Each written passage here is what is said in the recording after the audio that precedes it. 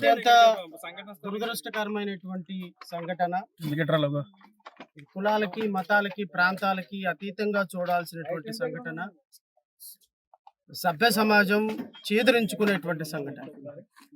2026వ సంవత్సరంలో కూడా చట్టాలు ఇంత కఠినంగా ఉన్నటువంటి వ్యవస్థలో కూడా ఇలాంటి దురదృష్టకరమైనటువంటి సంఘటనలు జరిగి మన తోటి సహోదరులను, సహోదరీమణులను పోగొట్టుకోవటం అనేది అత్యంత బాధాకరం.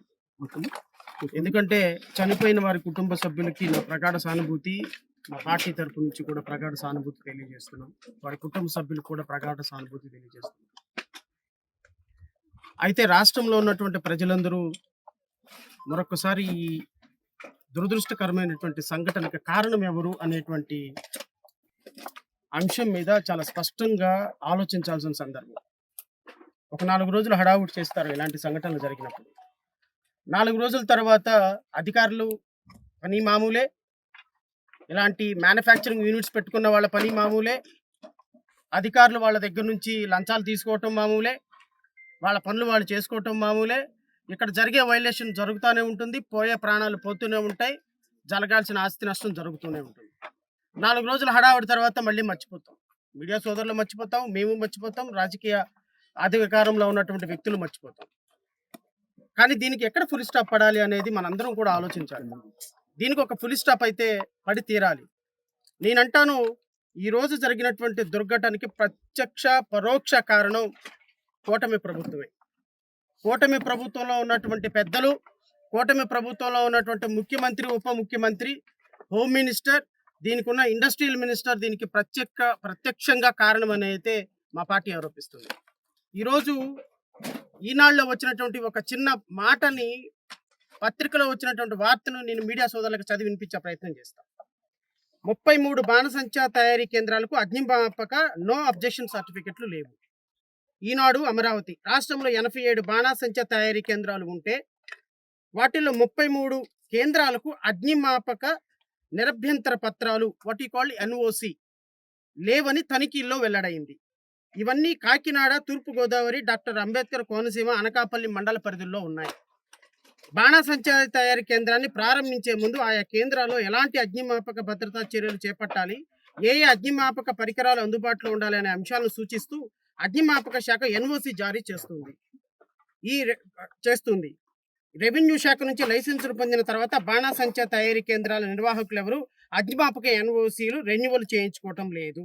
ఏదైనా ప్రమాదం జరిగినప్పుడు లేదా దీపావళి సమయంలో తనిఖీలు ఉంటాయి.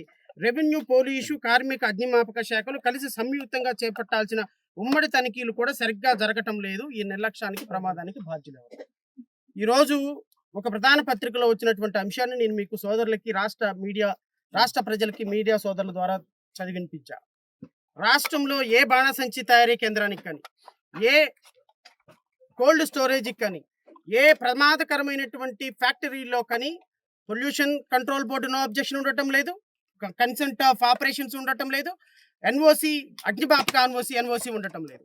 అగ్నిమాపక ఎన్ఓసిని, పొల్యూషన్ కంట్రోల్ పర్మిషన్ని తీసుకుంటే కొన్ని లక్షల రూపాయలు కట్టాల్సి వస్తుంది అని అధికారులు, వీళ్ళు రాజకీయ నాయకుల తొత్తుల్ని మేనేజ్ చేసి రెవెన్యూ శాఖ, పోలీస్ శాఖ, పొల్యూషన్ కంట్రోల్ బోర్డు అండ్ అగ్నిమాపక శాఖ ఏ విధమైనటువంటి అనుమతులు మంజూరు చేయకపోయినా రాష్ట్రంలో కొన్ని వేల ఫ్యాక్టరీలు ఈ విధంగానే రన్ అవుతాయి.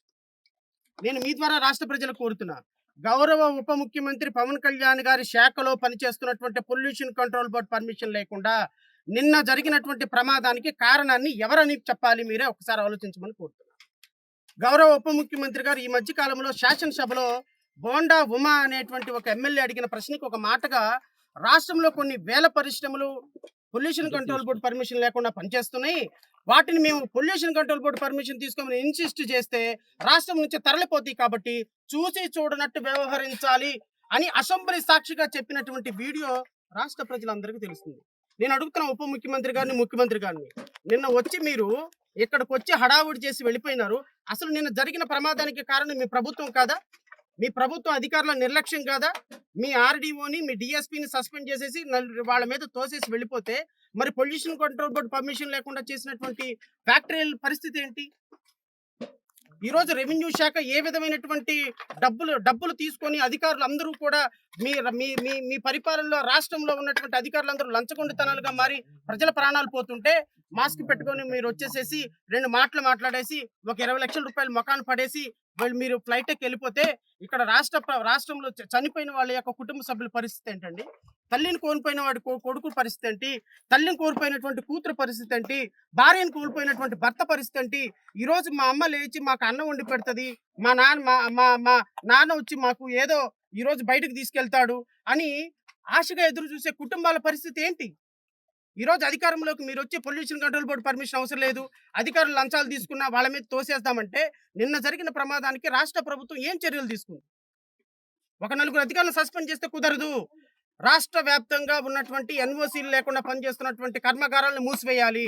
రాష్ట్ర వ్యాప్తంగా పొల్యూషన్ కంట్రోల్ బోర్డు పర్మిషన్ లేకుండా పనిచేస్తున్నటువంటి ప్రతి ఫ్యాక్టరీ మీద ఒక నిఘా పెట్టాలి. దీనికి ఒక స్పెషల్ ప్రొటెక్షన్ ఫోర్స్ ఒకటి ఏర్పాటు చేయాలి. ఇది పవన్ కళ్యాణ్ ఆధ్వర్యంలో నడుస్తున్నటువంటి శాఖ. ఈ శాఖ మీద ఇంత నిర్లక్ష్యంగా ఉంటే మీరు సినిమా ప్రమోషన్లు తీసుకోవటానికి, సినిమా యాక్షన్లు తీసుకోవటానికి, సినిమా స్టోరీలు తీసుకోవటానికి మీకు టైం ఉంటుంది. కానీ రాష్ట్రంలో ఎన్ఓసీలు తీసుకొని పరిశ్రమల మీద ఒక ఒక ఒక టాస్క్ ఫోర్స్ వేసేటువంటి పరిస్థితి అడ్మినిస్ట్రేషన్ లేనప్పుడు దళితుల జీవితాలు, బడుగు బలహీన వర్గాల జీవితాలు ఈ విధంగానే కదా ఉండబోతుంది. నేను మీడియా సోదరులందరినీ కూడా అడుగుతున్నా, మీరు కూడా ప్రశ్నించాలి. మీరు కూడా లోకల్లో మీకు తెలుసు ఎన్ఓసీ ఎవరికి లేదని. ఈరోజు 22 మంది చనిపోవడానికి ఇంకా ఎంతమంది చనిపోతారో తెలియని పరిస్థితికి మనందరం కారణం కదా. వ్యవస్థలో మనందరం ప్రశ్నించాల్సిన బాధ్యత ఉన్నది. ఈరోజు చనిపోయిన కుటుంబ సభ్యులందరికీ కూడా న్యాయం జరగాలి. నేను గౌరవ ముఖ్యమంత్రి గారిని, రాష్ట్ర ప్రభుత్వాన్ని కోరుతున్నా, మీరు పిచ్చి నాటకాలు వేసి ఒక 20 లక్షలు ఇచ్చేసి తుపాకీ ఏదో బట్టలు దులిపేసుకుని వెళ్ళిపోతే కుదరదు. ప్రతి కుటుంబానికి 1 కోటి రూపాయల నష్టపరిహారం చెల్లించాలి. పాలిమార్ కుటుంబంలో జరిగినట్టుగా ఇంతకుముందు విశాఖపట్నంలో ఒక ఇండస్ట్రీలో ఇలాగే జరిగితే గత ప్రభుత్వం 1 కోటి రూపాయలు వాళ్ళ కుటుంబాలకు పరిహారం చేసింది. మీ మీ మీ మీ సొంత డబ్బులు కాదు కదా. మీరు ఫ్లైట్లో వెళ్ళటానికి 100 కోట్లు వాడుతున్నారు. మీ సిద్ధార్థ లూత్రాకి 100 కోట్ల రూపాయలు ఫీజు ఇచ్చారు. మీ కేసులు ఆర్గ్యూ చేస్తున్నారని. మరి దళితులు, బిడ్డలు, బలహీన వర్గాలు కుటుంబాలు కూలిపోయినారు, వాళ్ళకి 1 కోటి రూపాయలు ఇవ్వండి. మేము మా పార్టీ నుంచి రాష్ట్ర ప్రభుత్వాన్ని డిమాండ్ చేస్తున్నాం. చనిపోయిన ప్రతి కుటుంబానికి 1 కోటి రూపాయలు ఇవ్వాలి. క్షతగాత్రులైనటువంటి ప్రతి ఒక్కళ్ళకి కూడా 50 లక్షల రూపాయలు పే చేయాలి. ఎక్స్‌గ్రేషియా పే చేయాలి. చనిపోయిన ప్రతి వారి కుటుంబంలో నుంచి ఒకరికి ప్రభుత్వ ఉద్యోగం ఇవ్వాలి. ఎస్సీ ఎస్టీ యాక్ట్లో చెప్పినట్టుగా వాళ్ళ ప్రభుత్వం ఉద్యోగం ఒకటి ఇవ్వాలి. వాళ్ళకి 5 ఎకరాల పొలం ఇవ్వాలి. వాళ్ళకి పక్కా ఇళ్ళు కట్టించాలి. మీరు ఎంత చేసినా చనిపోయిన కుటుంబాలను తిరిగి తీసుకురాలేరు సార్. కానీ మానవత్వంతో మీ యొక్క నిర్లక్ష్యం వల్ల, అధికారుల లంచగొండితనం వల్ల ఈరోజు చనిపోయిన కుటుంబాలకి కనీసంగా వారు చనిపోయారు, వాళ్ళ ఆత్మ శాంతించే విధంగా, వాళ్ళ కుటుంబ సభ్యులైన సంతోషంగా ఉండే విధంగా మా పార్టీ ఏదైతే డిమాండ్ చేస్తుందో ఆ డిమాండ్ని నిర్వర్తించే విధంగా మీరు గనక ఒక ప్రకటన చేయకపోతే ఖచ్చితంగా మా పార్టీ న్యాయపరంగా పోరాటం చేస్తుంది. బాధితుల తరపున రాజకీయంగా పోరాటం చేస్తుంది. బాధితులకు న్యాయం జరిగేంత వరకు మా పార్టీ అండగా ఉంటుంది. అండ్ రెండో డిమాండ్గా కలెక్టర్ అండ్ ఎస్పీ ఇమ్మీడియట్ గా అగ్నిమాపక సంబంధించిన డిస్ట్రిక్ట్ ఫైర్ ఆఫీసర్ ఇమ్మీడియట్ గా సస్పెండ్ కావాలి. ఈ ప్రకటన కనుక చేయకపోతే ఖచ్చితంగా మా పార్టీ బాధిత కుటుంబాలతో కలిసి న్యాయ పోరాటం చేస్తుంది, రాజకీయ పోరాటం చేస్తుంది. ఈ రాష్ట్రంలో ఉన్నటువంటి ప్రతి ఒక్క అంశం మీద ఈ విధంగా ఎన్ఓసీ లేకుండా, ఫైర్ పర్మిషన్స్ లేకుండా నడిచే ప్రతి ఒక్క ఫ్యాక్టరీ మీద కూడా మా పార్టీ న్యాయ పోరాటం చేస్తుంది. ఇప్పటికే హైకోర్టులో చాలా పబ్లిక్ ఇంట్రెస్ట్ లిటిగేషన్స్ వేశాం. రాష్ట్రంలో ఉన్నటువంటి ప్రతి ఒక్కళ్ళు కూడా వీటి మీద ఫోకస్ చేసి ఇలాంటి ప్రమాదం మరొకసారి జరగకుండా మీడియా సోదరులు, రాజకీయ నాయకులు, ఇక్కడ ఉన్నటువంటి ప్రజాప్రతినిధులు అందరూ కూడా బడుగు బలహీన వర్గాల్ని, నిరుపేదల్ని, వారి ప్రాణాలు కాపాడే విధంగా మనందరం కలిసికట్టుగా పనిచేయాలని మనస్ఫూర్తిగా కోరుకుంటూ ఈ అవకాశం ఇచ్చిన మీడియా సోదరులకి హృదయపూర్వకంగా నమస్కారాలు తెలియజేసుకుంటూ జై హింద్.